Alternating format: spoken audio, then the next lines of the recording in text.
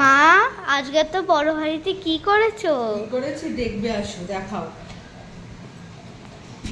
দাও, অনেক বড় হাঁড়িতে দেখো তো আজ কি রান্না করেছি। খিচুড়ি।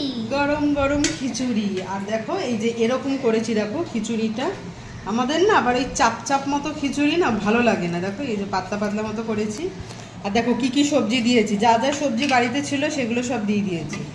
গাঁটি কচু দিয়েছি, আলু দিয়েছি, পেঁপে। পেঁপে দিয়েছি, আর তো টমেটো, পেঁয়াজ, আদা রসুন যেরকম থাকে দিয়েছি, আর 6-7টা মতো এরকম কাঁচা লঙ্কা গোটা গোটা দিয়ে দিয়েছি, কারণ মেয়ে খাবে ওই জন্য।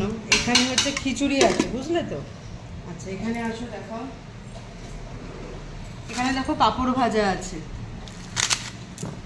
খিচুড়ির মধ্যে যেহেতু সবজি দিয়ে দিয়েছি সেহেতু আর আলু ফালু ভাজা করিনি।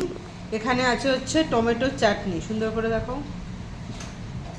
আর এখানে আছে হচ্ছে একটা ইয়াম্মি জিনিস, ডিমের ভুজিয়া। তো চলো, বৃষ্টি তো অনেক দিন ধরেই চলছে, কিন্তু কোন দিন করব বুঝে উঠতে পারছিলাম না, তাই আজ বৃহস্পতিবার এই রান্নাটাই করে ফেললাম। তো চলো, মাম্মাম এখন দেখো কটা বাজে, 10টা 5 মতো বাজে। মাম্মাম খিচুড়ি খেতে খুব ভালোবাসে, তো ও বলছে যে একটুখানি মা একটু ব্রেকফাস্টে খিচুড়ি দাও, ওই জন্য ওকে একটু খিচুড়িটা দিয়ে দিই। আর তারই পুরো রান্নাবান্না শেষ।